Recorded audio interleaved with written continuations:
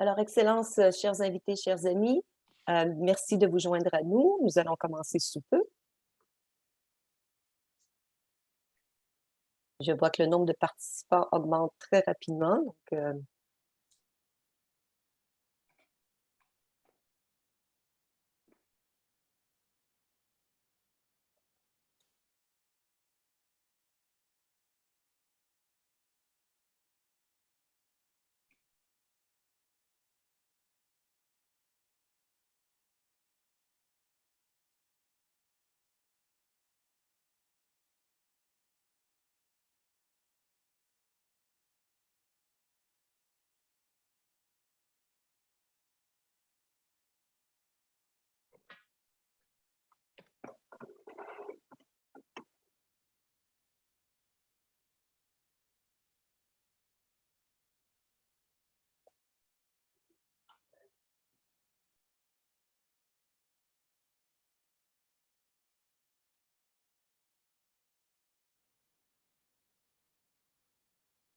Sacha, je crois qu'on peut peut-être Oui, commencer?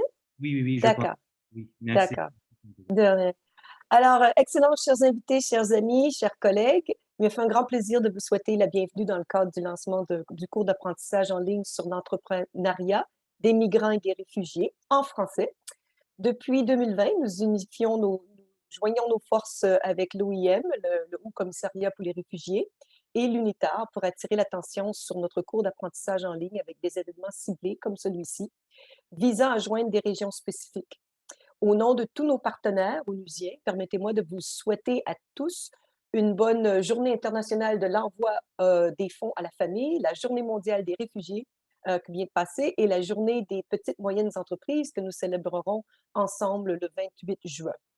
Notre objectif aujourd'hui est de promouvoir une meilleure compréhension de l'importance de l'entrepreneuriat pour les migrants et les réfugiés, en particulier en Afrique de l'Ouest, centrale et du Nord, en optimisant les cadres réglementaires et en améliorant l'accès aux services requis dans les domaines de formation technique, de financement, l'accès au marché, le réseautage et les technologies.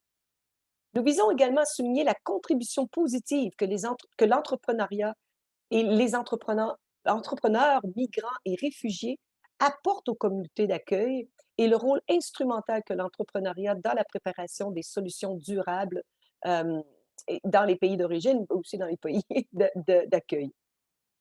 Il s'agit de notre troisième événement de lancement après le lancement de la version espagnole en novembre 2020 avec un focus sur l'Amérique latine et les Caraïbes et la version arabe en janvier 2021 avec un accent sur le Moyen-Orient et l'Afrique du Nord.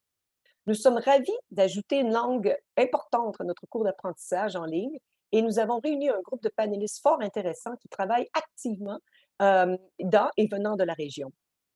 En premier temps, nous partagerons avec vous comment le système des Nations unies et nos organisations respectives contribuent à l'entrepreneuriat des migrants et des réfugiés et l'expérience que l'on en tire, et ça sera notre panel numéro un. Ensuite, nous aurons un deuxième panel qui donnera la parole aux représentants des gouvernements qui travaillent dans le domaine de l'aide humanitaire et du développement, qui partageront avec nous leur expérience dans la région. Enfin, et non la moindre, nous entendrons l'expérience des entrepreneurs, migrants et réfugiés. Nous aurons enfin un aperçu du cours d'apprentissage en ligne et accueillerons finalement les remarques de l'OIF sur l'importance de l'usage du multilinguisme comme outil très stratégique dans l'appui du développement inclusif et durable. Et je suis très fière de rapporter que nous avons un partenariat très près avec l'OIF, l'Organisation internationale de la francophonie, bien sûr. Donc, nous aurons trois panels de discussion ce matin, suivis de petites périodes de 5 minutes de Q&A, comme on dit en bon français, de questions et réponses.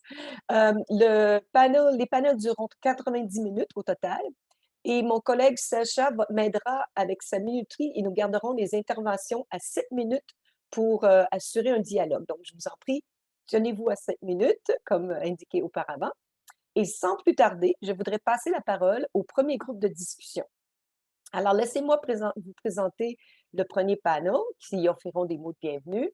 Monsieur Richard Baldwin est le chef de service des tendances et problématiques liées à l'investissement et chef de service intérimaire, service des entreprises, division de l'investissement et des entreprises à la CNUSED de Genève. Il est aussi le coordinateur de la recherche et l'un des auteurs principaux du rapport annuel de la CNUSED sur l'investissement mondial qui est sorti au début de semaine. Ensuite, nous aurons l'ambassadeur Madame Assata Kane. Elle est conseillère régionale principale de l'OIM pour l'Afrique subsaharienne. Son expertise est vaste et son travail couvre, entre autres, la migration, le droit de la personne, les domaines économiques et humanitaires, les réfugiés et les questions de santé. Enfin, nous aurons M. Mamadou Diane Bald, directeur adjoint de la Division pour la résilience et les solutions du Haut Commissariat aux réfugiés. À ce titre, il supervise et soutient les programmes globaux du HCR sur l'éducation, les moyens de subsistance et l'inclusion économique, la protection sociale, la sécurité alimentaire et les solutions durables. Alors, je vous fais signe que nous avons de la traduction. M. Richard Baldwin parlera en anglais, donc vous pouvez appuyer sur le bouton au bas de votre écran à droite qui dit Interprétation et choisir le français. Richard, you have the floor, or vous avez l'écran.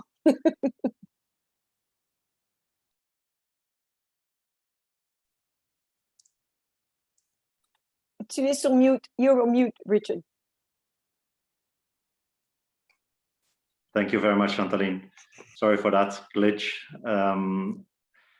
Excellencies, ladies and gentlemen, it's a great pleasure for me to just say just a few words at the start of this session. As you know, UNCTAD's work on entrepreneurship is very much driven by the UN General Assembly resolution on entrepreneurship for sustainable development that was adopted in December 2020. And this resolution recognizes specifically the importance of entrepreneurship. It encourages member states to adopt entrepreneurship policies and specifically to ensure that vulnerable groups are not left behind. And I think those are the key words that drive a lot of what we're going to be talking about today, and the focus on vulnerable groups. Now, we do that, that's the basis of our work on entrepreneurship in UNCTAD. We have, through our work on the entrepreneurship policy framework, we have adapted it to specific groups, to youth, to women entrepreneurship. And these focus areas on vulnerable groups are important because there is simply unequal access to opportunities. Unequal access then leads to very often to precarious or informal employment. And of course, as we all know, during the COVID-19 pandemic, informal employment and precarious employment has been hit particularly hard. It is very difficult to support groups that are employed or working informally. In fact, we have a specific program also in UNCTAD trying to support both firms and governments in the process of formalizing businesses. But back to entrepreneurship and the entrepreneurship policy framework. So building on the work we had already done in adapting our entrepreneurship policy framework for vulnerable groups, we developed a few years ago a specific policy framework for promoting entrepreneurship for migrants and refugees, together with our partners, colleagues in the IOM and UNHCR. I'm very proud to have been part of the team at the basis of that work on the entrepreneurship policy framework for migrants and entrepreneurs at the time. And I'm very happy to see that this now has resulted in such extensive work in the field promoting entrepreneurship for migrants and refugees. We've been working on this now since 2017. The guide on entrepreneurship for migrants and refugees dates from 2018. It builds on the 6 policy areas on entrepreneurship that we promote generally, but it provides a lot of examples, best practice cases, and ways in which governments, through initiatives and policies, can promote entrepreneurship. we have seen that action plans for the promotion of entrepreneurship for migrants and refugees have now been drawn up in more than 20 countries in line with that policy guide developed only 4 years ago. So we're very proud of this. Now, specifically through the project that aimed at promoting refugee and migrant entrepreneurship in East Africa, Latin America, and the Middle East, we've been doing specific technical assistance work over the past year and a half. And we're using our EMPERTECH program, which has a presence in many countries, more than 35 countries around the world, to try and roll out in partnership with the IOM and UNHCR field work in countries like Ecuador, Uganda, Jordan, Rwanda, and Turkey. And we've delivered a lot of training workshops and done policy work in each of these countries. And this work is still ongoing with more workshops planned to the end of the year. Now, during the COVID-19 pandemic, obviously, this field work has become increasingly difficult.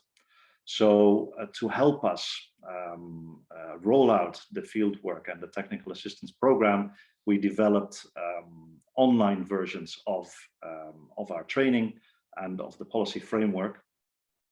And this is being used now to prepare for workshops that we do in the field, both with entrepreneurs and with policymakers.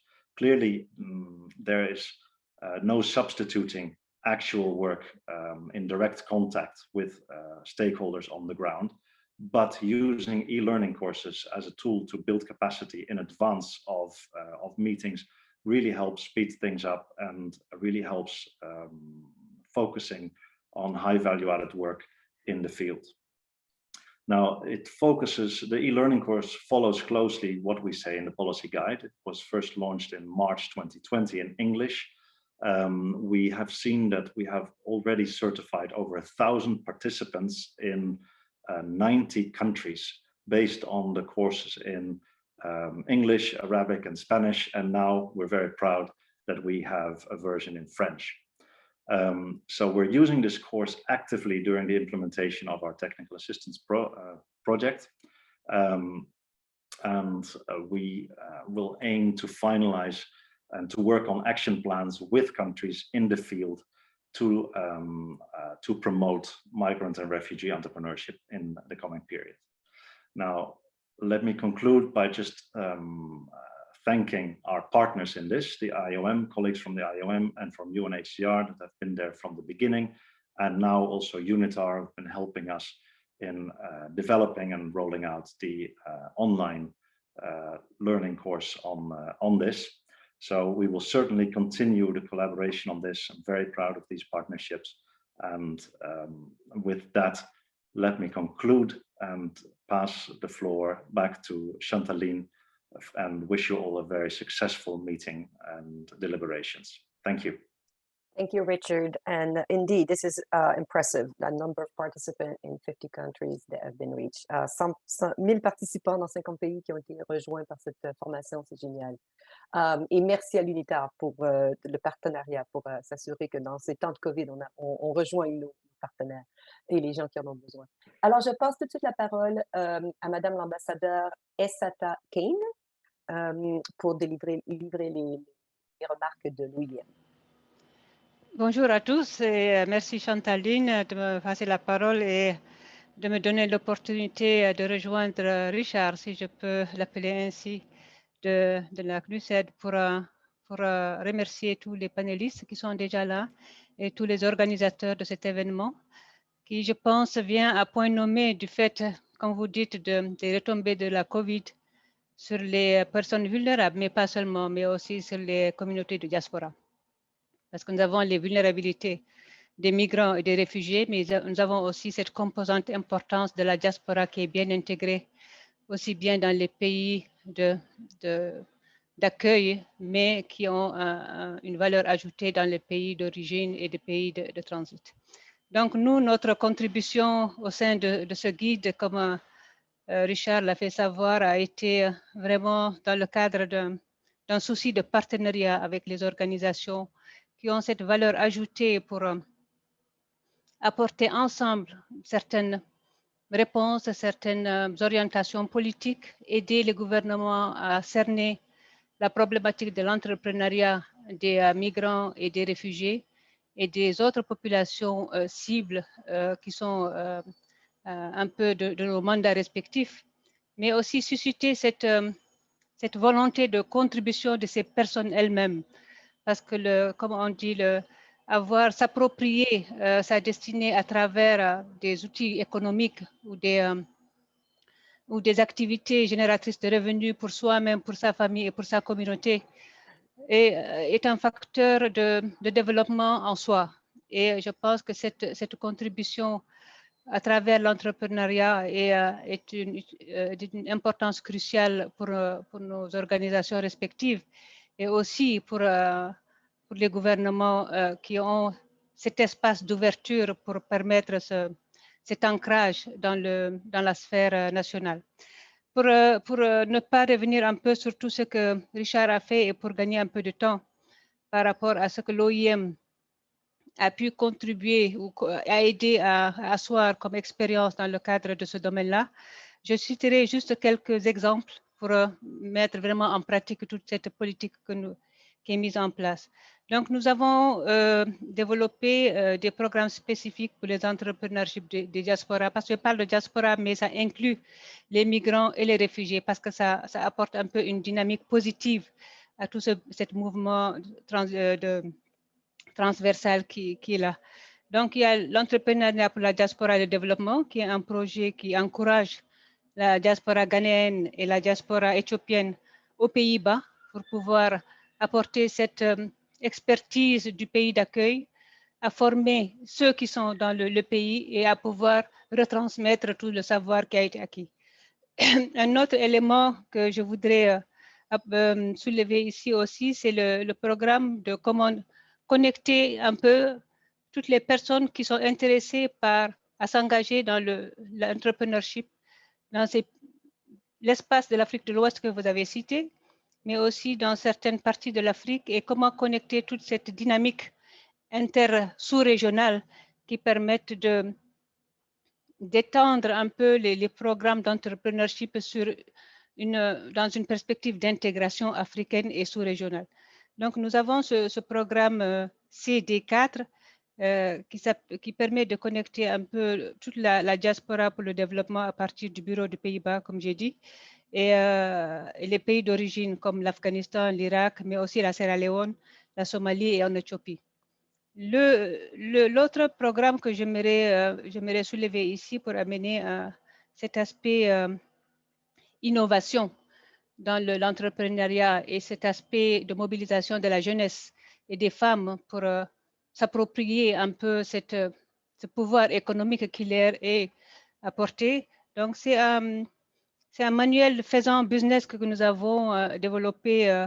C'est un guide pratique pour les entrepreneurs migrants qui offre des principes de base aux entrepreneurs de la diaspora qui veulent créer une entreprise en Italie et dans leur pays d'origine.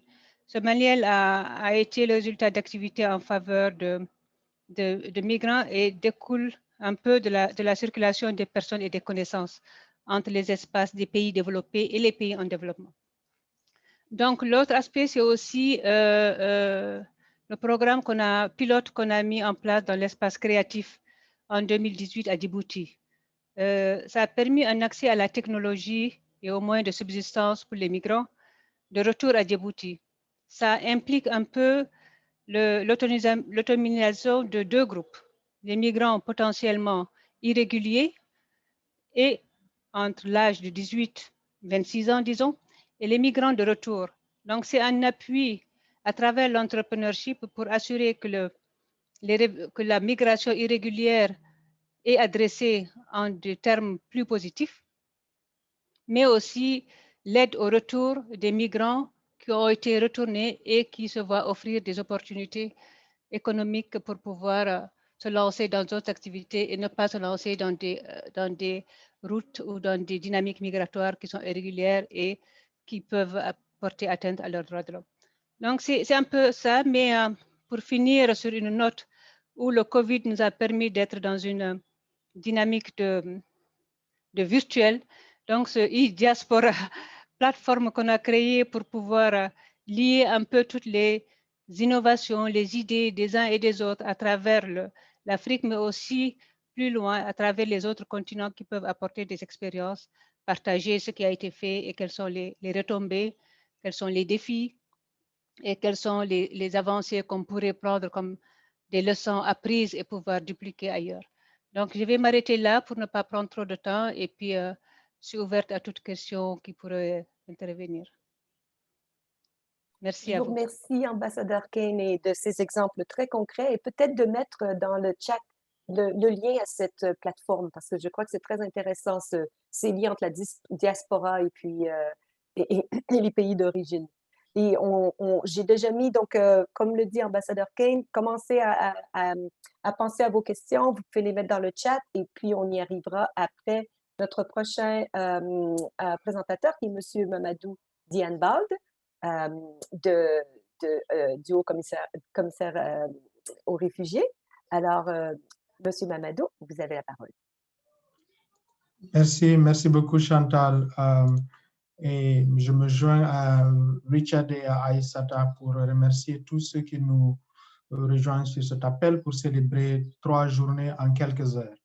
La journée mondiale du réfugié qui est passée, la journée internationale de l'envoi de fonds qui est passée quelques jours avant, le 16 juin, qui correspond aussi à la journée de l'enfant africain, et la journée des petites et moyennes entreprises à venir. Et pour moi-même, pour parler de l'accès des réfugiés à l'entrepreneuriat. Pour que les réfugiés vivent plus dignement pendant la période de l'asile, pour qu'ils se préparent mieux aussi pour les solutions, parce que l'asile ne doit pas être ad vitam, la ville doit être temporaire et on a tous l'obligation de les aider à trouver une solution. Pour mon propos, je voudrais peut-être juste le faire en 3 points. Le premier, c'est rappeler les tendances mondiales qui ont été publiées la semaine dernière et l'augmentation sans cesse croissante du nombre de personnes déplacées, y compris des réfugiés. 2, parler des réfugiés entrepreneurs et ce que nous en savons. Et 3, terminer mon propos en demandant la contribution de tout un chacun pour davantage faciliter l'accès des réfugiés à l'entrepreneuriat, à commencer par les gouvernements. En premier lieu, les tendances mondiales. Très malheureusement, et ça a été prouvé la semaine dernière, les déplacements forcés ont atteint un nouveau record en 2020.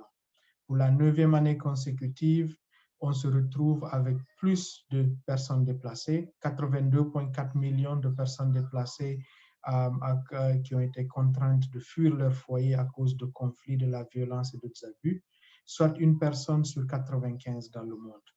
Et 86% des réfugiés ne vivent pas dans les pays développés, ils vivent dans les pays à revenus faibles ou à revenus intermédiaires. Donc, et dans ces pays-là, c'est dans les zones les plus défavorisées de ces pays que l'on retrouve les réfugiés.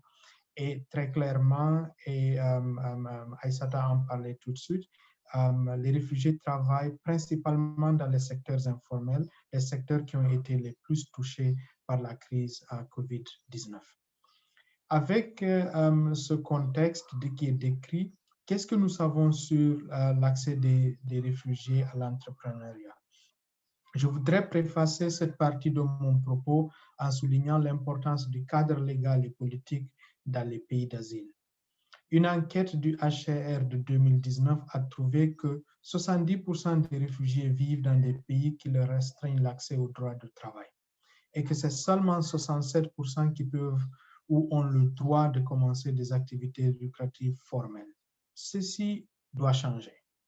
Ceci doit absolument changer parce que nous ne pouvons pas continuer à vivre dans des situations comme celle-ci où on ne donne pas aux réfugiés la possibilité de vivre beaucoup plus dignement pour prendre soin d'eux-mêmes et de prendre soin de leurs propres enfants.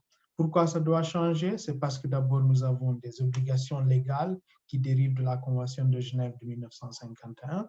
Ça doit changer parce que nous avons une obligation régionale, par exemple, comme la Convention de l'OUA, qui est appliquée dans la majeure partie des endroits où vivent les personnes qui sont sur cet appel, en Afrique francophone, par exemple, mais aussi parce qu'il y a le Pacte mondial sur les réfugiés qui a été adopté en décembre 2018, qui demande très fortement qu'on aide les réfugiés à augmenter leur capacité d'autosuffisance. C'est l'objectif deuxième du Pacte mondial sur les réfugiés. Ça doit changer aussi, c'est parce que dans la réalité, on s'est rendu compte que lorsqu'on offre aux réfugiés les opportunités de travailler et d'entreprendre, ils contribuent aux communautés qui les accueillent. Et j'ai une série d'exemples, je ne vais en citer que quelques-uns parce que nous sommes limités par le temps. Par exemple, en Turquie, les Syriens, les réfugiés syriens, parce qu'on leur a donné cette possibilité, ont initié plus de 9000 entreprises pour une valeur de plus de 560 millions de dollars. Ils y travaillent pas comme réfugiés simplement, mais avec des Turcs dans un pays qui leur a ouvert leurs portes. Tout récemment, en France, les dirigeants des grandes entreprises se sont réunis au sein du collectif Refugees Are Talent pour appeler à l'intégration en entreprise des personnes réfugiées, expliquant qu'il a été démontré que lorsqu'on leur donne la possibilité, les réfugiés travaillent et ils peuvent contribuer.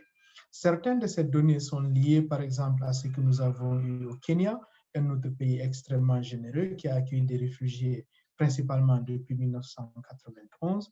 Et dans ce contexte, on a vu aussi que lorsqu'on leur donne la possibilité d'adopter et de travailler, ils contribuent, ils prennent soin d'eux-mêmes. Et qu'est-ce que ça demande? Ça demande juste l'accès au financement et ça demande l'accès au renforcement des capacités. Pour changer de continent au Mexique, entre 2016 et 2020, nous avons eu par exemple plus de 10 000 réfugiés qui ont pu reconstruire leur vie et parce qu'on leur a offert la possibilité d'un transfert de la partie sud du Mexique vers des parties qui sont beaucoup plus ouvertes à cela, où il y a beaucoup plus d'accès. Et on a vu que ils arrivaient aussi à contribuer aux communautés, aux entreprises qui les avaient.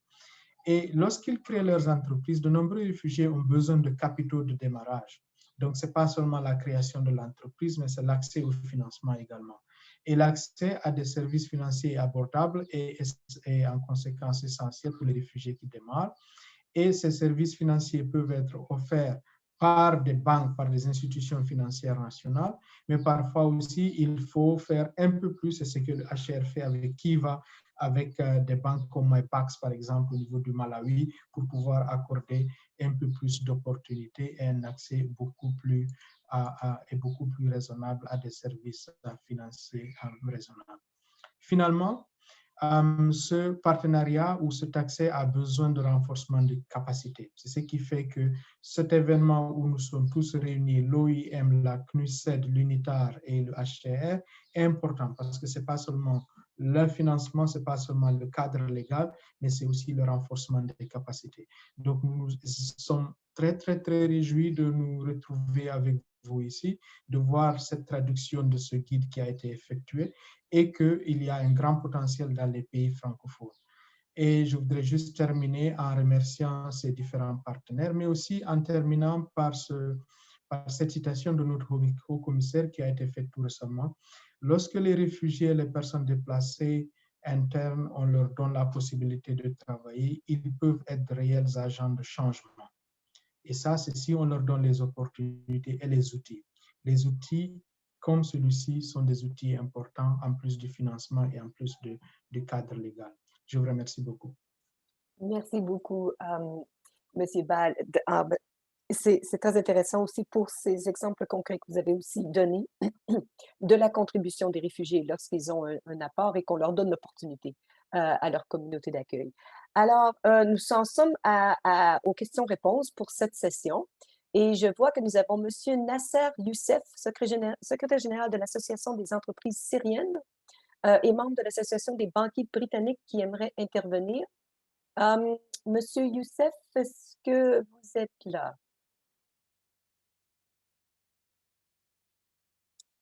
Je ne le vois pas pour l'instant.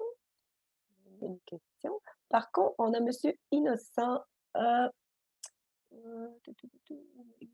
Monsieur Antoine Innocent Antoine Wedgie, coordinateur de You Initiative, qui a deux questions. Il demande lorsque les pays d'hôtes leur restreignent l'accès du droit foncier, avez-vous des programmes pour l'amélioration d'accès des jeunes réfugiés à la terre?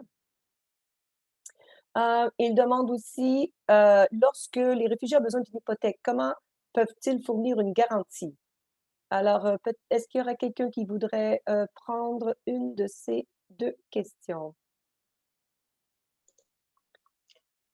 Je Et peux aussi, essayer. oui, allez-y. Premier endroit, je crois que l'accès à la terre est extrêmement important. Il y a l'accès qui est un accès d'usage de la terre, il y a aussi un accès de propriété par rapport à la terre. Dans la plupart des pays, l'accès à la terre n'est pas possible pour les étrangers et les réfugiés en font partie, mais l'accès à l'usage de cette terre-là se fait la plupart du temps et le HR, beaucoup de partenaires travaillent dessus. Mais il y a des pays qui vont au-delà de ça, comme l'Ouganda, où quand vous êtes réfugié, on vous donne accès à de la terre pour que vous puissiez y travailler. Et nous pourrons mettre sur ce chat box quelques exemples que vous pourrez voir.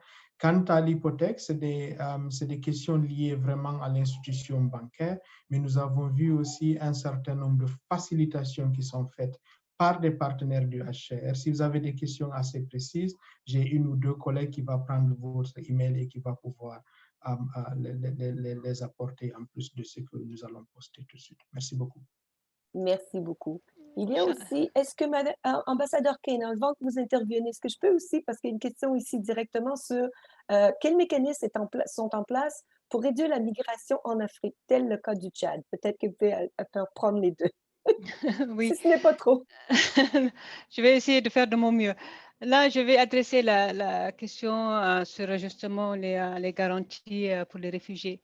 Nous avions dans le cadre d'un programme en anglais, ça s'appelle Lower System to Facilitate Reintegration. Donc, ça facilite un peu la réintégration dans le cadre où il y a deux composantes à avoir, c'est-à-dire les migrants et avoir une sorte de médiation de la dette pour qu'il y ait une sorte de garantie et faciliter la confiance à nouer entre les migrants qui sont de retour et les institutions financières ou bancaires de la place au Bangladesh. Donc, c'est lié un peu à comment arriver à une réintégration soutenable par rapport à ces réfugiés qui reviennent, notamment les Rohingyas, et de pouvoir établir des passerelles communautaires qui permettent de mettre en lien ces personnes qui sont de retour dans leur pays ou des réfugiés, mais qui n'ont pas cette confiance du système financier et bancaire de prêt pour qu'il y ait une agence intermédiaire qui permette un peu de faire le pont entre les deux. Ça, c'est un programme pilote que nous avons mis en place pour un montant de $200 000. Donc, c'est une durée de 24 mois. Donc, ça a commencé en 2018 et je pense que ça a été un bon projet qui a dupliqué ailleurs. Donc, par rapport à la question sur la migration, de comment au niveau avoir l'entrepreneurship comme étant un moyen de la gouvernance de la migration, je ne veux pas dire de la gestion de la migration, parce qu'il y a un gap terminologique ici et un gap conceptuel à faire, parce que gérer, c'est vraiment une situation qui est là et auquel il faut répondre, soit dans l'urgence ou dans le moyen terme, mais gouverner, c'est plutôt sur le long terme. Donc, quels sont les outils que nous mettons en place dans les pays où il y a une tendance migratoire forte, comme le Tchad, comme dans l'Afrique de l'Ouest, dans la sous-région de l'Afrique de l'Ouest, vers d'autres entités sous-régionales, en Afrique plus souvent, plus qu'en Europe, si je puis m'exprimer ainsi, parce que la migration reste à 80% intra-africaine. Donc, comment aussi avoir ces partenariats et ces réponses, disons, africaines d'entrepreneurship pour un migrant ouest-africain qui a des compétences dans un domaine d'entrepreneuriat, comment il peut l'exporter vers une autre sous-région comme en Afrique du Sud et avoir, dans le cadre de l'intégration africaine et de Free Trade Movement, comme on a de l'Union africaine et puis du renforcement du commerce intra-africain comme étant des socles pour lesquels nous allons baser un peu nos programmes. C'est un peu un des piliers du programme continental africain, actuellement de l'OIM, et se baser sur ces deux protocoles de l'Union africaine pour asseoir certaines facilités qui permettent une libre circulation des biens et des personnes. Et au niveau des frontières transboundary, comme l'anglais nous enlève notre français, mais avoir des programmes qui soient entre deux pays, mais que cette mobilité transfrontière puisse se faire dans le cadre des permis de résidence qui soient bien établis, d'un cadre légal qui soit certain pour qu'il y ait, comme au niveau de l'espace ECOWAS, où il y a déjà cette mobilité assurée au niveau des permis de circulation, mais aussi que l'ouverture au système financier dans ces pays-là soit plus fluide, parce que les migrants n'ont pas encore accès au système bancaire dans les pays en Afrique. Donc, c'est là la difficulté à avoir, et c'est là la difficulté qui permettrait vraiment d'avoir cette migration réduite, parce qu'il y a des opportunités dans les pays ou dans les sous-régions qui sont offertes à ces migrants potentiels et qui préfèrent rester en Afrique plutôt que d'aller ailleurs. Merci beaucoup. On va terminer ce panel en 30 secondes chaque panéliste. Si vous pouvez juste me dire, d'une part, ce que vous avez trouvé le plus surprenant que vous avez trouvé sur l'entrepreneuriat chez les migrants et les réfugiés, et d'autre part, la question qui vous chicote le plus, à laquelle on n'a pas encore une réponse, que nous devons, dans les prochaines années, sur lesquelles nous devrions atterrir. Alors, est-ce que je peux commencer peut-être, Monsieur Bald, vous voulez commencer? OK. Ces questions n'étaient pas du tout attendues, Chantal, mais voilà. Pardon. Peut-être ce qui me surprend le plus à chaque fois, c'est la créativité et la détermination des réfugiés à vouloir s'en sortir et à entreprendre. Et entreprendre, que ce soit dans le secteur informel ou le secteur formel, la plupart du temps, ils ont juste besoin d'un tout petit peu plus, que ce soit en financement, en formation, accès à la terre, accès aux capitaux, pour pouvoir démarrer, et ça leur permet de vivre une vie digne. Donc, un tout petit peu, ça change la vie, ça change des communautés. Et quand on ne les exclut pas, on les inclut. Ça, c'est le premier point. Deuxième élément, c'est comment on peut faire beaucoup mieux à un niveau plus grand. Vous savez, je vous ai donné des exemples où nous réussissons. Il y a des États où des gouverneurs, quand les États au niveau central ne prennent pas toutes les mesures, comme le gouverneur de Turkana ou dans la région de Difa, par exemple, ou ailleurs, où des acteurs locaux prennent ces mesures-là, mais nous pouvons faire beaucoup mieux, beaucoup mieux. Je suis sûr que Saleh Djibril, qui est sur cet appel, à un moment donné, en parlera beaucoup plus parce qu'il le vit.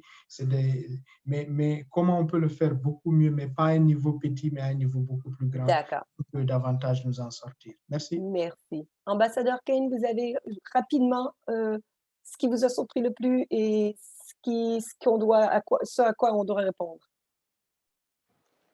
Ce qui m'a peut-être surpris le plus, c'est pas surpris, mais vraiment, j'ai eu la satisfaction de voir, c'est de voir combien les migrants qui sont candidats à la mobilité au départ sont heureux de rester si on leur donne l'opportunité de rester chez eux et de pouvoir avoir l'opportunité de se créer eux-mêmes les conditions de vie dignes, comme Mamadou disait, et de pouvoir aider localement le développement communautaire.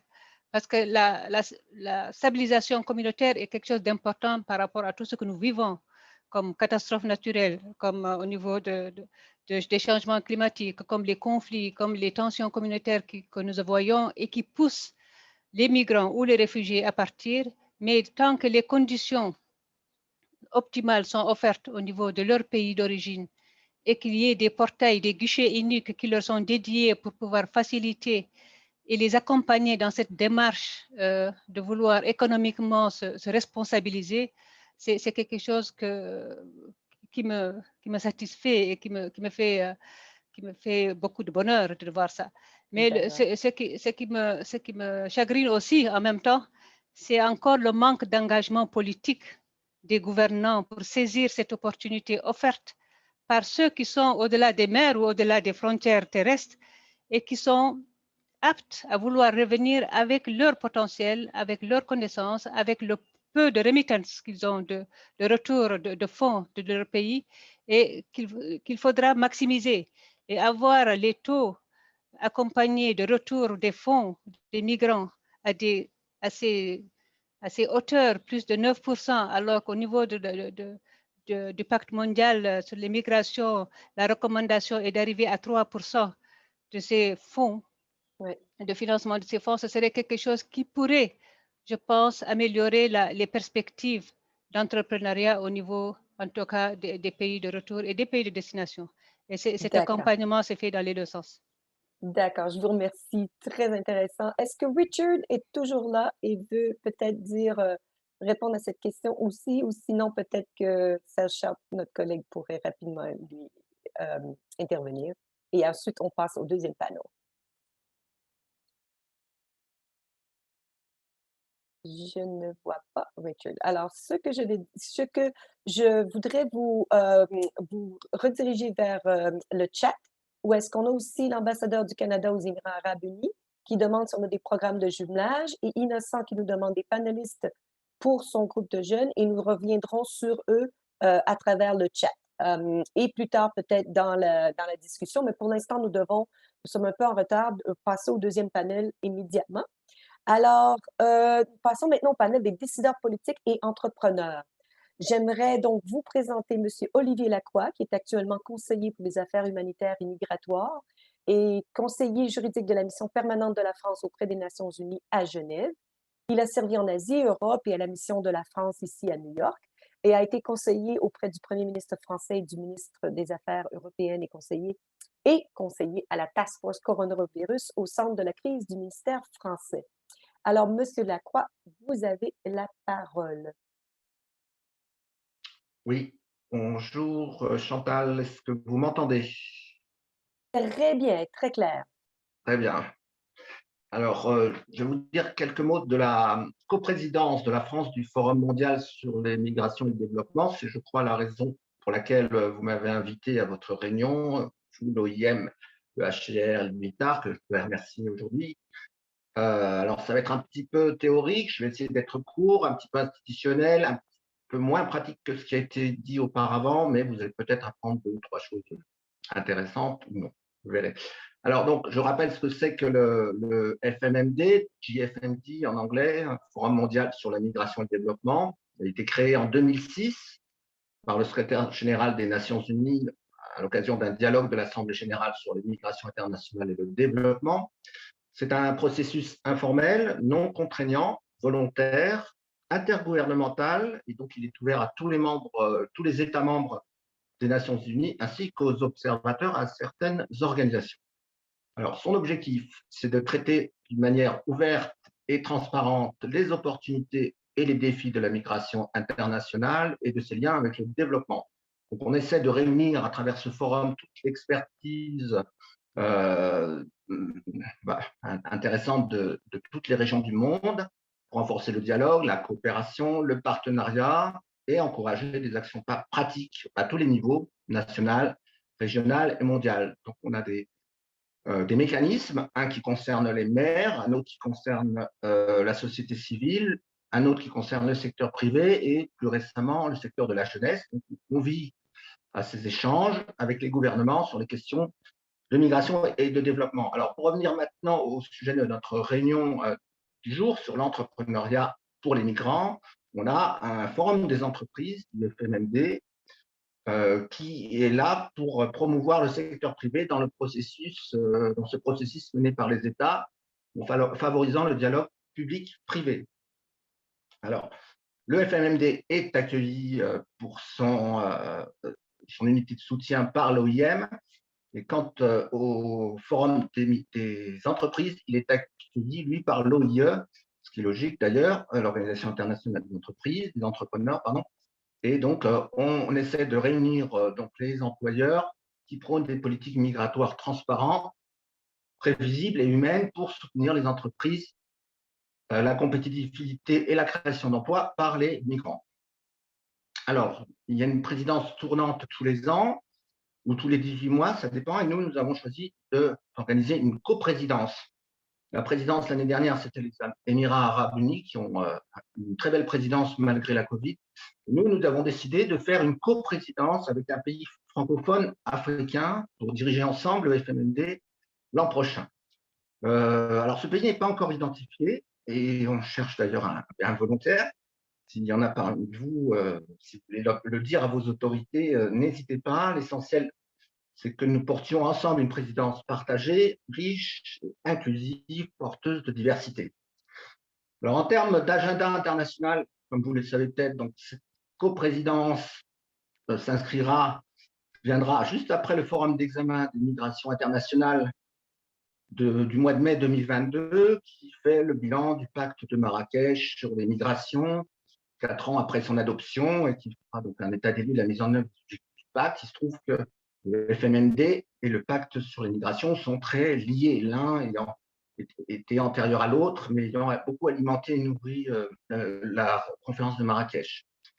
Et en ce qui concerne la thématique que nous avons choisie pour notre coprésidence, bien sûr, le pays africain francophone pourra ajouter une autre thématique, s'il le souhaite. Nous allons nous concentrer sur l'impact du changement climatique sur les questions de migration et de développement. Bon, on n'a pas le temps, donc je ne vais pas entrer dans le détail de ce qu'on fait en qualité de membre de l'Union européenne, mais vous savez que la France aura l'année prochaine également au premier semestre la présidence du Conseil européen pendant 6 mois avec différents mécanismes traitant des migrations, comme le processus de Rabat, le processus de Khartoum, le plan d'action de La Valette. Je ne vous pas dans tous ces détails. Et puis, sinon, au niveau national, en France, on a adopté donc, un plan d'action migration internationale et développement, donnant la priorité aux diasporas, car c'est un fait, les diasporas sont des acteurs majeurs du développement via les transferts de fonds, qui représentent 3 fois le montant de l'aide publique au développement mondial.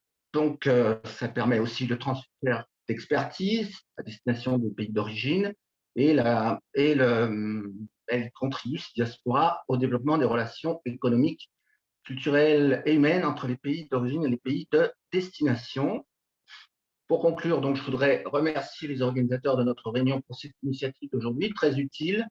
Et donc, je le répète, si un pays africain francophone souhaite partager avec nous la présidence du Forum mondial pour la migration et le développement à partir du 1er juillet 2022 jusqu'au 31 décembre 2023, 18 mois, donc, c'est le bienvenu. Merci beaucoup. Merci, Monsieur Lacroix, et je crois que votre offre a été bien entendue, et c'est intéressant ce retour sur les diasporas, l'importance de la diaspora, et donc merci pour le leadership de la France pour le Fonds mondial, c'est le Fonds mondial, n'est-ce pas, pour la migration et le développement. Le forum. Je savais que c'était pas un fonds. Et donc, et vous avez une question que je vous fais signe pour tout à l'heure, quand nous aurons le temps. Donc, c'est ce qu'il existe une procédure d'accréditation des organisations de société civile pour le fonds, pour le forum, pardon. Je vais y arriver avant la fin. Alors, nous passons maintenant à notre deuxième panéliste, qui est Madame Émilie Balestraz. Elle est spécialisée dans le domaine de la migration et est actuellement chargée de programme au programme de migration mondiale et développement de la coopération suisse, où elle supervise entre autres l'engagement de la Suisse dans la thématique de migration et de développement en Afrique de l'Ouest et du Nord. Alors, Madame Balestraz, vous avez la parole. Merci beaucoup. Je vais juste essayer de partager mon écran. Comme ça, vous avez un support visuel aussi pour ne pas vous perdre dans ce que je dis. Voilà. Vous voyez bien mon écran? Oui, on le voit très bien. Très bien. Donc, merci beaucoup d'abord aux organisateurs de m'avoir invité pour représenter les expériences de la Suisse aujourd'hui. La Suisse reconnaît depuis longtemps le rôle important que peut jouer la migration pour le développement durable. Et c'est pourquoi d'ailleurs, elle a créé déjà en 2009 le programme Global Migration et Développement pour lequel je travaille. Quand on pense migration et développement, l'un des premier aspect qui vient en tête souvent, c'est celui des transferts de fonds par les migrants à destination de leur famille. Mais on l'a vu par l'intervention de tous les experts précédents, ce n'est pas de loin pas tout, et les migrants et personnes déplacées peuvent contribuer positivement via leurs compétences et notamment dans l'entrepreneuriat. Et ces enjeux sont très actuels pour la Suisse, à vrai dire, puisqu'ils sont au carrefour de 2 des objectifs prioritaires définis dans notre nouvelle stratégie de coopération internationale. D'une part, l'objectif lié à la migration, avec l'idée de réduire les risques liés à la migration irrégulière et forcée en créant des perspectives dans les régions d'origine, mais aussi en parallèle à soutenir des solutions innovantes pour la cohésion sociale et l'intégration socio-économique des migrants et de déplacés dans les sociétés hôtes. Et puis, deuxième objectif qui nous intéresse ici, c'est celui de la croissance économique et de la création d'emplois qui vise à soutenir des initiatives innovantes du secteur privé ou de start-up. Et ces objectifs mis ensemble forcément se renforcent et d'où l'importance de lier migration, entrepreneuriat et engagement du secteur privé. Et en ce sens, je pense que le guide qui a été développé par la CNUSL, l'OIM et le HCR et puis la formation qui va être lancée aujourd'hui donne des pistes extrêmement concrètes sur comment accompagner la création de programmes dans ce domaine. Et à ce propos, donc, la Suisse poursuit deux approches différentes en Afrique du Nord et de l'Ouest, mises en œuvre par des partenaires qui sont d'ailleurs pour certains présents aujourd'hui. D'une part, renforcer l'entrepreneuriat social pour la migration et le développement dans les pays de transit et de destination. On est là dans l'entrepreneuriat pour les migrants et les réfugiés. Je peux vous donner des exemples d'initiatives concrètes. Un projet de la DDC qui est mis en œuvre par GFA Consulting Group en Jordanie, Liban et en Égypte, par exemple, où l'idée est de renforcer les capacités de structures d'appui à l'entrepreneuriat social afin que ces structures ensuite puissent à leur tour soutenir des entreprises sociales qui offrent des produits et des services qui ont un impact direct sur la vie des migrants, des déplacés et de leurs familles. Et ces produits ou services peuvent aller des soins de santé, à l'accès au logement, à des offres d'éducation sur mesure, etc. Et les entreprises qui sont bénéficiaires sont soit dirigées par des entreprises locaux, mais ou alors par des migrants ou des réfugiés, soit elles emploient des migrants et des réfugiés. Bref, il faut qu'il y ait là le lien avec la migration. Et puis, dans une approche similaire, on a une autre initiative soutenue par la Suisse sous l'angle des droits de l'homme, qui est le prix pour l'entrepreneuriat dans le domaine de la migration, qui est organisé par Sistas en Tunisie. Et comment est-ce que ce projet vise à améliorer les droits socio-économiques des migrants et des réfugiés? Eh bien, en soutenant des solutions digitales et commerciales qui visent un meilleur accès, encore une fois, aux services de base. Et les startups qui sont sélectionnées peuvent bénéficier de formations ciblées et de nouvelles possibilités de financement. Après, il y a une deuxième approche, c'est celle du par les migrants et les réfugiés, où on essaye de promouvoir l'engagement de la diaspora, dont on a déjà parlé, mais aussi des jeunes professionnels migrants comme acteurs de développement durable, en les incitant à stimuler l'entrepreneuriat et la création d'emplois dans leur pays d'origine cette fois. Et là, deux exemples encore, celui du partenariat avec Afford qui a été lancé au Ghana, au Bénin, au Sénégal et au Nigeria très récemment et qui cherche à un soutien financier et technique par des volontaires de la diaspora pour des PME actives dans leur pays d'origine, PME qui sont en général actives dans des domaines qui favorisent le développement local. Et puis aussi, par exemple, le renforcement des capacités de ces PME via l'élaboration de guides pour comment faire des affaires ou bien via l'établissement de centres d'excellence pour l'entrepreneuriat, par exemple. Et puis, finalement, peut-être dernier exemple, le projet Perspective mis en œuvre par Swiss Contact en Tunisie, où ce projet il est soutenu par plusieurs entités gouvernementales en Suisse, dans une approche Wall of Government, comme on l'appelle chez nous, et qui vise à renforcer l'écosystème entrepreneurial existant en Tunisie par, d'une part, la mobilisation des compétences entrepreneuriales et des investissements de la diaspora tunisienne, ce qui est très similaire à Afford, mais aussi la stimulation de la migration circulaire pour des jeunes Tunisiens qualifiés, pour qu'ils puissent venir faire un stage en Suisse qui leur permettra ensuite d'augmenter leur employabilité ou alors de se lancer dans un projet d'entrepreneuriat lorsqu'ils rentreront en Tunisie. Donc voilà, c'est quelques exemples concrets d'initiatives qu'on peut soutenir et malheureusement, je n'ai pas des grandes leçons apprises à vous partager puisque ces initiatives sont à leur stade initial, bien qu'elles aient certainement un potentiel de succès intéressant. Mais on m'a demandé de réfléchir peut-être très brièvement à l'impact Covid. Je pense que ce qu'on constate, c'est... oups, excusez-moi, j'ai fait quelque chose là. Voilà, excuse-moi. Ce qu'on constate, c'est que malgré les nombreux obstacles qui ont émergé de la situation de pandémie, on constate une énorme flexibilité d'adaptation de ces projets d'entrepreneuriat et de migration. Par exemple, dans le cas du projet Afford, on choisit de soutenir des entreprises des PME donc, dans les pays d'origine qui travaillent sur les conséquences de la pandémie, qui vont essayer d'atténuer ces conséquences. Et puis, je pense qu'on voit aussi, et ça a déjà été mentionné avant, l'énorme pouvoir d'innovation et de résilience des entrepreneurs migrants, et spécifiquement face aux mesures qui ont été prises pour lutter contre le virus. Par exemple, là, dans l'édition 2020 du prix mondial pour l'entrepreneuriat dans le domaine de la migration, toutes les entreprises sont encore florissantes malgré le Covid. Et puis finalement, last but not least, je pense que le Covid a encore renforcé la nécessité et l'utilité de travailler sur ces questions et aussi peut-être dans l'entrepreneuriat social dans le domaine de l'inclusion financière qui a aussi été mentionné auparavant. Merci beaucoup. Super, et merci. Tout le monde est super à temps dans ces interventions. Donc, nous passons tout de suite au prochain panéliste, qui est M.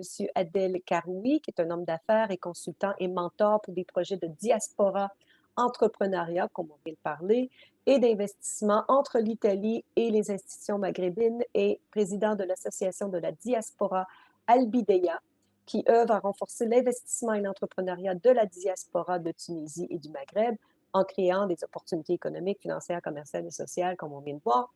On vient de discuter entre la Tunisie et l'Italie. Et donc, Monsieur Karoui, vous avez la parole. Bonjour à tout le monde.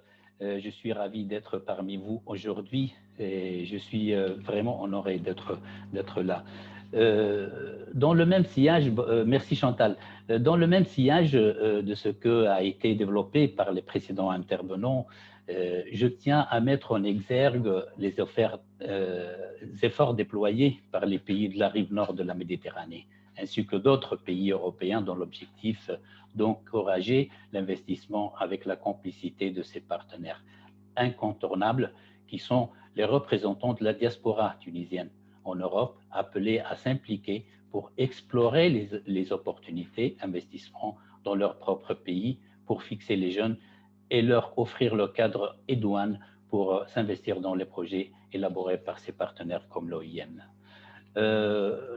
L'entrepreneuriat italo-maghrébine se présente comme un créneau alléchant à explorer et exploiter, surtout avec l'approche géographique entre les deux rives de la Méditerranée. De par ma modeste expérience dans le domaine de l'entrepreneuriat, je présume que ce ne sont pas les opportunités qui manquent, parce qu'on a les avantages pour l'investissement, soit de la part pour les étrangers ou pour les membres de la diaspora. Plutôt, c'est la manière de procéder pour les cerner et les définir. Et après, on ne parlera de ça parce que la bureaucratie lente et la manque de centralisation des informations, comme disait quelqu'un avant. La relation qui régit cet entrepreneuriat doit se baser sur la préservation du profit de tous les partenaires inclus, ce qui impose l'intervention d'un support remarquable pour conférer un brin d'efficacité et de rigueur balisant la voie de la réussite de cette action. C'est travailler en contact avec les institutions et les autorités des deux pays pour soutenir et encourager les investissements de la diaspora. Et là, je fais abstraction à l'OIM Tunisie, qui n'a cessé d'œuvrer pour bâtir une plateforme solide permettant d'insuffler un son nouveau et de booster cet entrepreneuriat pour des explorations qui ne cessent de s'imposer d'un jour à l'autre, d'autant plus que la mondialisation impose déjà ses lois dans les 4 coins du monde. Elle opère pour la sensibilisation des Tunisiens résidant en Italie pour investir dans leur pays d'origine et restaurer la confiance, l'implication des autorités telles que les consulats, les ambassades et les représentants de la diaspora en Italie et tous les ministères et les autorités en Tunisie et dans les régions cibles.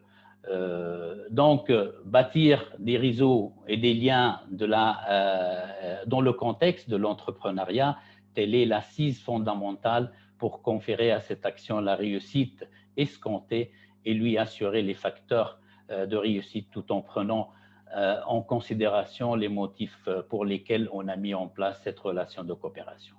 Pour cela, il faut procéder par une série de manœuvres avant de définir les contours d'un entrepreneuriat. Par exemple, comme la réalisation de la cartographie des Tunisiens résidant en Italie, profits socio-économiques et propension à l'investissement, et surtout la migration autant que ressources. Aussi la mobilisation de la diaspora tunisienne et stabilisation des communautés défavorisées en Tunisie, qui a aidé beaucoup pour le travail sur le terrain de la part de l'OIM Tunisie et la collaboration avec le siège de l'Italie. Important aussi le transfert des compétences, Chantal, parce que là, j'ai un exemple, tout petit exemple à vous porter, parce que c'est très intéressant comme un porteur de projet, un investisseur et un porteur de projet en Tunisie qui a fait l'élevage des escargots, par exemple, avec son partenaire résident en Italie, un expert dans son domaine et connaisseur de la méthode à respecter pour pouvoir aider à vendre et à l'exportation du produit en Italie et en Europe. Développer un dispatching des régions potentielles pour en faire l'objet de bénéficiaires de cette action. Les besoins et le profit des partenaires à inclure dans ce planning sont d'importance capitale pour approcher les intéressés dans les 2 rives de la Méditerranée. En organisant des meetings sur fond d'exposition, des opportunités à offrir et en puisant dans les réserves des régions bénéficiaires et en explorant ces opportunités à travers des études de faisabilité et de rentabilisation. Cela permettra à coup sûr de cotiser à la durabilité, comme disait avant notre collègue, des porteurs de projets à créer de l'emploi pour favoriser le développement des régions. Donc, à l'instar de tous les pays de la planète, la pandémie a été l'intrus indésirable à un moment où le monde est en pleine mouvance. Et c'est l'entrepreneuriat qui a subi le grand lot de répercussions néfastes de par la fermeture des frontières interpays et plus particulièrement entre les 2 rives de la Méditerranée. Ce sont les opportunités d'investissement qui ont subi un coup de frein dont il faudrait un laps de temps considérable pour remettre la machine sur les rails. La coopération tuniso-italienne, on a fait le prix des pots cassés, pour ne pas dire le prix cher à cause de cette pandémie. L'échange entre les 2 pays était sur une pente ascendante avant le déclenchement de la crise sanitaire. L'OIM, en dépit des difficultés liées à la crise pandémique, a continué à soutenir davantage le partenariat de coopération entre la Tunisie et l'Italie avec de nouvelles opportunités offertes aux partenaires tunisiens résidant en Italie, comme le projet Mobitrade HTBIC, dont je suis consultant, a assuré des small grants allant jusqu'à 10 000 € pour les porteurs de projets qui n'ont pas eu la chance d'avoir un investisseur parmi les Tunisiens résidant en Italie. Et a doublé le financement sous forme de subvention de 10 000 à 20 000 € comme limite. C'est le Tunisien résident en Italie a investi 10 000 € dans la société avec son partenaire tunisien. Comme vous voyez, ce sont des programmes très intéressants, comme disaient avant les collègues, mais les dégâts occasionnés par la pandémie en Tunisie ont fait que ce pays est plus ouvert aujourd'hui aux offres d'investissement et de partenariat. Maintenant, il s'agit de savoir de les redéfinir, Chantal. Merci de m'avoir invité. Je remercie tous les intervenants et je vous passe le floor. Merci. Je vous remercie très, très profondément pour ces exemples Tunisie, Italie. C'est très intéressant d'avoir des exemples concrets. Et effectivement, la pandémie a vraiment affecté ce secteur. Et donc, ça donne encore plus d'importance au travail que nous faisons présentement et au renforcement de capacité que nous faisons. Ça me fait un grand plaisir maintenant d'inviter M. Salet Djibril, qui est un réfugié qui vit dans le camp d'Amboko, dans le sud du Tchad. Un entrepreneur en série, il approvisionne la population du camp en énergie et gère une boutique de vêtements et un salon de coiffure. Il a reçu une formation professionnelle de base en sciences informatiques. On attend avec impatience de vous entendre, M. Djibril. Merci beaucoup, Madame Chantal.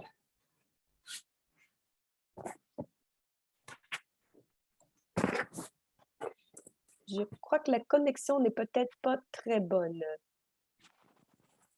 Pouvez-vous peut-être essayer de fermer la caméra? Fermer la caméra.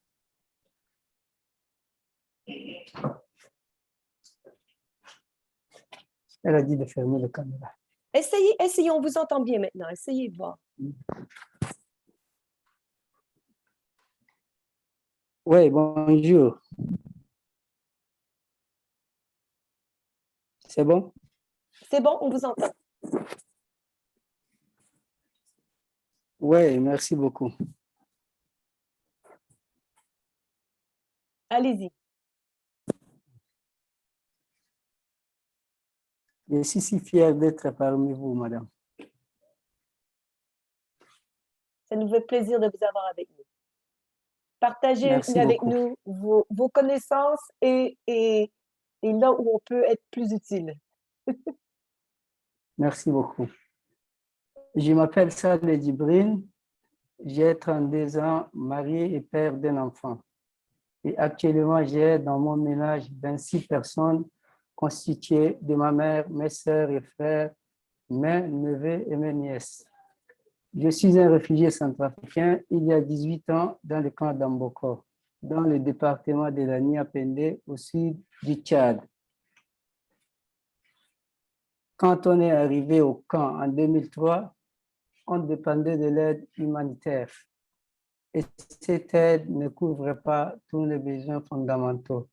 Alors, j'ai décidé d'ouvrir un atelier en mécanique, moto et vélo en 2004.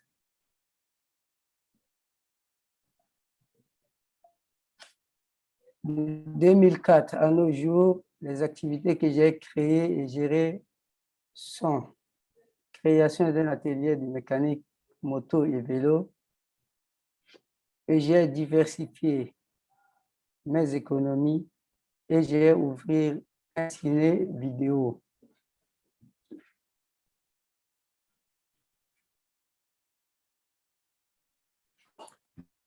Pour ouvrir un ciné vidéo et pour la jeunesse d'Amboko qui ont manqué de lieux de loisirs. Petit à petit, j'ai ouvert encore une cabine téléphonique. Peu après, j'ai acheté un moteur, un générateur de distribuer l'électricité au camp. Le peuple réfugié d'Amboko se lamentait à cause de l'énergie. Alors, j'ai décidé d'acheter ces générateurs. Peu après, j'ai économisé et j'ai ouvert un atelier de couture. Et je vends aussi des yaourts et de l'eau fraîche. En dehors de cette activité que je mène aussi l'élevage des petits ruminants dans toutes les activités. Dans toutes les activités que j'ai citées si haut, j'embauche les jeunes qui travaillent avec moi et je les paye. En 2017, j'ai reçu la formation en informatique mise en œuvre par la FLM avec le financement du HCR. Cette formation m'a permis d'utiliser les internets notamment l'ordinateur pour gérer efficacement mes activités. Grâce à mes entreprises, j'ai employé d'autres réfugiés et aussi j'ai construit des maisons pour le logement de ma famille et mes dépendants. J'ai acheté aussi des chèvres pour faire l'élevage et je fais également l'agriculture. Et j'appuie l'éducation de mes neveux et mes nièces. Impact de COVID-19. Au moment du COVID-19, avant COVID-19, mes activités marchent très bien et génèrent beaucoup de revenus. Mais au moment du COVID-19, mes activités sont arrêtées et mes revenus aussi diminuent beaucoup. Alors, je me suis obligé de suspendre l'emploi de 5 personnes. Aujourd'hui, mes projets d'avenir sont de trouver un autre moteur de capacité pour distribuer l'électricité à la population d'Amboko et installer la machine décortiqueuse arachide à Amboko pour répondre aussi aux besoins des producteurs agricoles et d'augmenter aussi le nombre de machines à coudre pour la formation des jeunes et de créer un cybercafé pour répondre aux besoins de la population en termes de photocopie, saisie et impression. Renforcement des capacités entrepreneuriales pour mon équipe et l'accès moins cher à l'Internet au camp. Je vous remercie pour votre attention. C'est moi qui vous remercie. Vous avez un parcours impressionnant et vous démontrez en vous seul toute cette capacité innovatrice et de savoir-faire des migrants. Nous allons passer... C'est moi qui vous remercie. Je vais maintenant ouvrir rapidement, parce qu'on est un peu à court de temps, la période des questions. Sacha, est-ce que tu me confirmes? Oui, Chantaline, on peut peut-être continuer avec M. Youssef. D'accord. Alors, oui. Monsieur Nasser Youssef, vous avez la parole. Hello, and good afternoon, everybody. Thank you very much for having me, and thank you for allowing my intervention. I represent the Syrian Syrian Business Association in diaspora. It's called Syrian International Business Association. We are a Canadian registered organization. We represent the business community in diaspora. We are facing very difficult challenges. And today, one of the challenges, which I regard one of the greatest, I like to put forward to the panel and for the audience to be addressed, please, which is the access to finance. Most of our business community, they have established very successful businesses in the countries where they immigrated to. They invested large amount of money. They contributed to jobs creations massively. And they also helped in reforming some sectors in Jordan, in Turkey, and in other countries where they are investing. But the unfortunate situation is that they are still having difficulty accessing the financial market and the capital market. And most of the time, the excuse used to prevent these successful businesses and successful entrepreneurs from borrowing or having short-term finance, including credit finance, for example, LCs, etc. The excuses is used is a sanction or being born in a country where it's still ongoing conflict. This is one of the main obstacles at the moment for integrating business community with the local economies. And it's also affecting the social cohesions and social integrations between the host countries and the business community of the Syrian diaspora, and also it's not really helping for making the plan of these business communities to be a long-term plan. So I hope today we can hear something about this and the messages can be sent across to the concerned people. Thank you very much for giving me the time to speak, and thanks again for the organizers. Merci, M. Youssef. Et effectivement, ce besoin de financement pour les réfugiés, c'est revenu à plusieurs fois. Je vous invite à continuer à mettre des réponses et des questions et des solutions et des bonnes pratiques dans le chat, car nous devons passer au troisième panel et peut-être qu'à la dernière période de questions-réponses, on pourra revenir sur certains des thèmes. Alors, et je remercie les panélistes de ce panel, bien sûr. Et nous continuons donc avec donc l'apprentissage en ligne. Nous allons revoir ce modèle que nous avons. Alex Meya est le directeur de division de l'Institut des Nations Unies pour la formation et la recherche, donc UNITAR, avec plus de 25 ans d'expérience au plus haut niveau du secteur public et des affaires internationales. Donc, Alex, s'il vous plaît, est-ce que vous pourriez, pardon, nous présenter cette version française du cours d'apprentissage en ligne?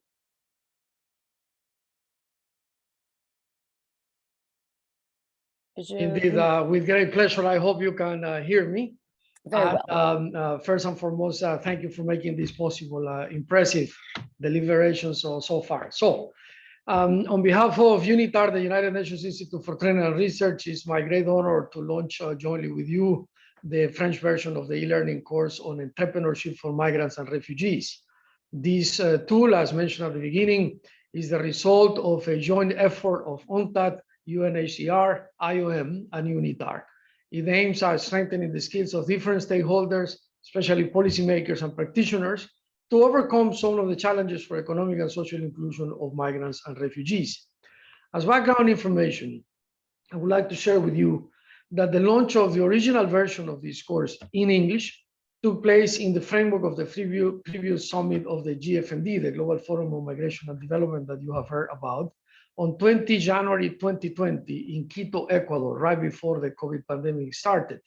The chair of the UNITAR Board of Trustees, Ambassador Luis Gallegos, Minister of Foreign Affairs of Ecuador, presented a message that the UN Secretary General, Mr. Antonio Guterres, had given us on the importance of this course.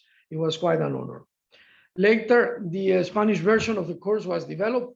Its launch took place on 18 November 2020, a few months later, during a special meeting with the friends of the GFMD, and subsequently the Arabic version, number 3, was launched in January 2021 at the GFMD side event, the one hosted by the UAE. So far, there have been 4 successful iterations of the English version, 2 of the Spanish version, and 2 of the Arabic version.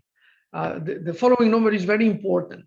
More than 1,200 participants from all regions have received certificates of participation and completion. Different profiles from all regions have joined, including delegates of states, the private sector, and academia. We are very proud. So we have received so far quite a positive feedback, encouraging feedback. Therefore, all of us, the UN agencies involved and under the leadership of UNCTAD, we have joined forces again for this French version that is being launched today. We, of course, in this French version are striving to make it even more inclusive than before. The tool that we are presented today provides the necessary guidance for the formulation of effective, proportionate, and constructive management on the complex challenges that have existed worldwide for several years. It also envisions to promote a better understanding on the benefits of promoting entrepreneurship activities of migrants and refugees for sustainable development, given their needs and capacities as key actors in shaping their own destinies. Our efforts, if I may say, are focused on catalyzing the contributions of this group for the economic realities of both origin and destination countries. For example, their work has a positive impact on economic growth by increasing human capital and innovation in the labor market, as you have heard, as well as increasing the dissemination of knowledge and technical exchange, also subject of the discussions today. The 2020 World Migration Report, prepared by IOM, recognizes that this group contributes to the economic productivity everywhere, and that it goes beyond financing by promoting trade and investment flows while reducing information barriers around the world. What can be better? The fact that innovation and entrepreneurship tend to overcome any kind of barriers has positive effects on societies that are willing to share the benefits of a fair globalization amongst all their inhabitants by leaving no one behind, as Agenda 2030 says.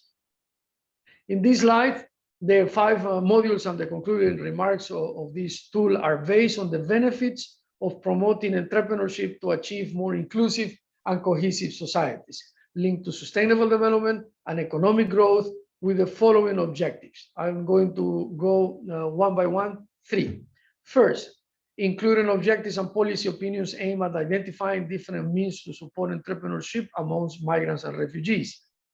Second, identifying 35 case studies and good practices of policies, programs, and initiatives in developed and developing countries. And third, raising awareness through capacity building to increase opportunities to move towards more inclusive societies.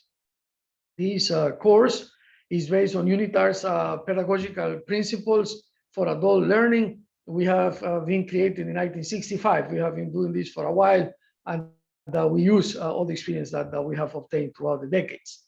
Each module includes additional reading and evaluation activities. There are these units, of course, and modules are distributed to ensure that the learning objectives are achieved in a flexible manner for the person taking the course. It is clear that human mobility has become one of the main sources of innovation and entrepreneurship in the world. This is an important number, and you heard the deliberation before. Almost 340 million people are migrants and refugees, and their activities in different fields have contributed to shaping more open, diverse, and dynamic societies. In this regard, and inspired by the 2030 Agenda for Sustainable Development, the international community must keep joining forces to achieve sustainable economic growth for all and by all. As the pandemic continues to shatter lives and livelihoods around the world, it is the most vulnerable who are the hardest hit. As you know, we have had almost 4 million people dead. Soon we will reach 200 million infected with the coronavirus. But we must protect, as we say, the most vulnerable. And amongst them, the refugees, the internally displaced persons, and migrants in precarious situations who are facing 3 crises in one, according to our UN Secretary General. This cornerstone requires that societies create the conditions for everyone to participate in innovation processes and thus stimulate the economy through access to job opportunities, financial services, and productive investments. Therefore, capacity building on the topic that brings us together today becomes a fundamental element to achieve the socioeconomic integration of migrants and refugees, in addition to the well-being of the countries of origin and the host communities. We strongly believe that the development of this tool, this e-learning course, and others serves as a reference for working together on similar capacity building initiatives. We reiterate our cordial invitation to all of you, dear participants, so you can register for the first iteration of this course in French by visiting UNITAR's official website and also those of our partners. With that, and again, on behalf of the United Nations Institute for Training and Research, thank you very much. Back to you. Merci beaucoup, Alex Meillat. Very well done. Dans un temps très condensé. Donc, merci d'avoir respecté le temps parce qu'on manque de temps. Alors, je passe, et on invite tout le monde donc à s'inscrire. On a mis dans le chat le lien pour s'inscrire et prendre ce cours avec notre partenaire UNITAR.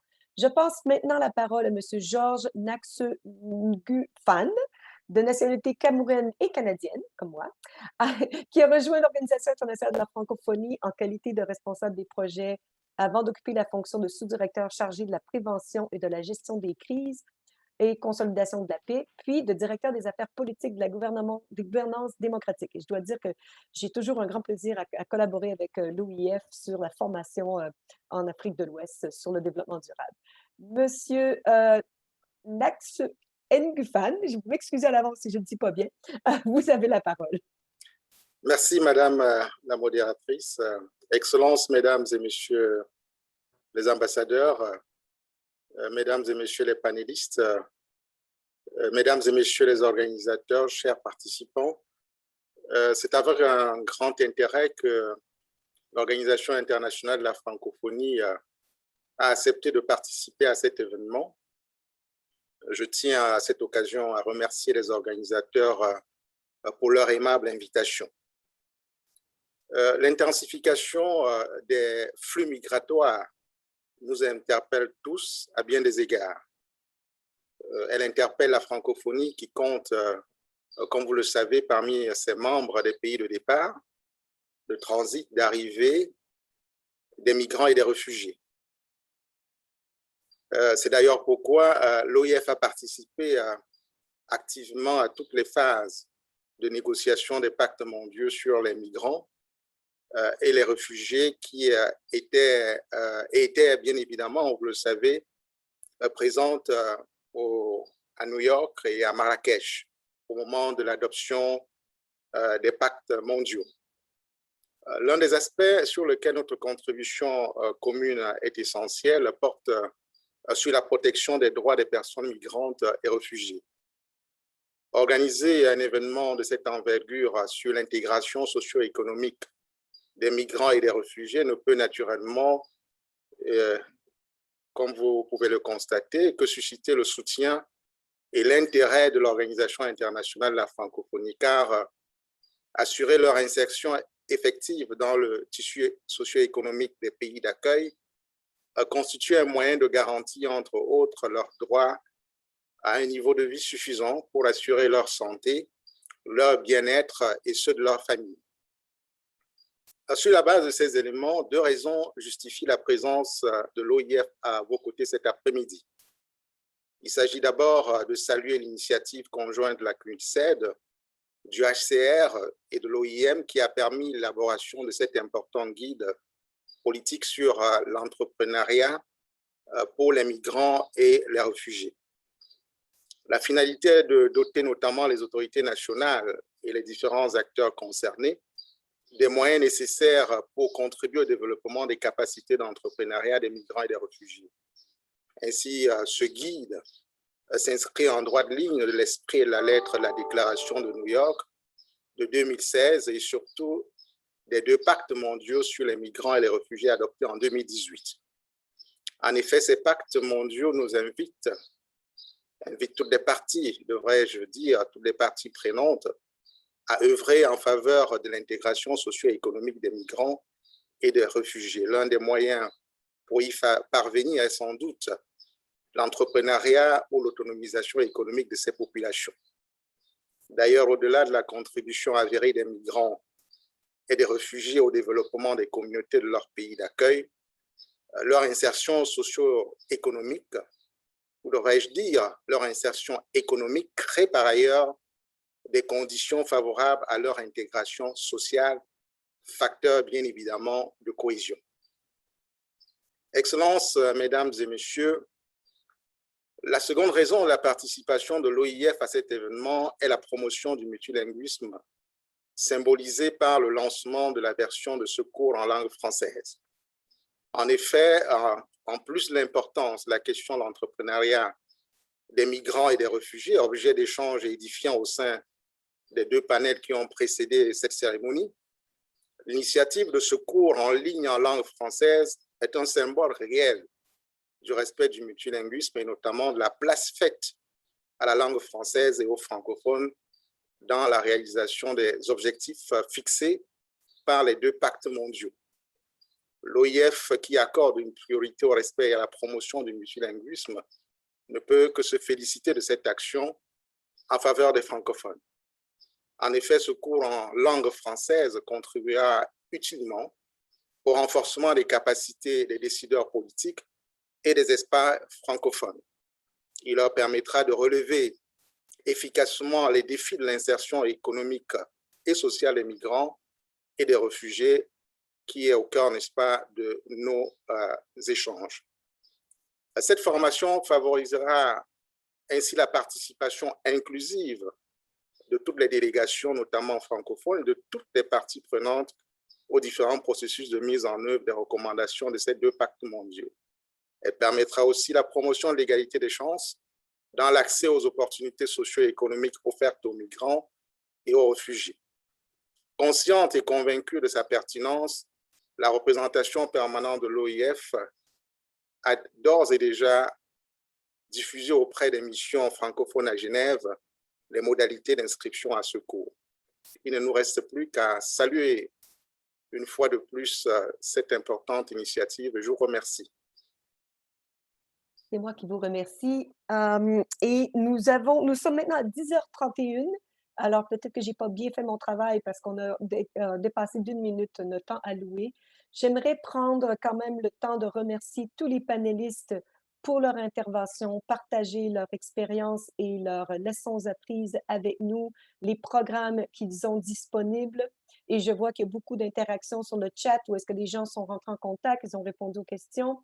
Nous vous invitons bien entendu à vous inscrire au cours qui est offert présentement et aussi d'inviter vos réseaux, comme le fait nos collègues de l'OIF, à s'inscrire à ce cours qui est très important pour donner une opportunité aux migrants et aux réfugiés de développer leurs capacités en entrepreneuriat et peut-être même en ce même moment d'avancer les ODD par ce fait même. Donc, nous vous remercions à l'avance. Je crois que nos collègues vont partager les documents avec vous et nous invitons donc, bien entendu, à continuer à supporter l'entrepreneuriat en général, mais surtout pour les migrants et les réfugiés. Merci à tous et à toutes et bonne soirée, bonne journée. À la prochaine.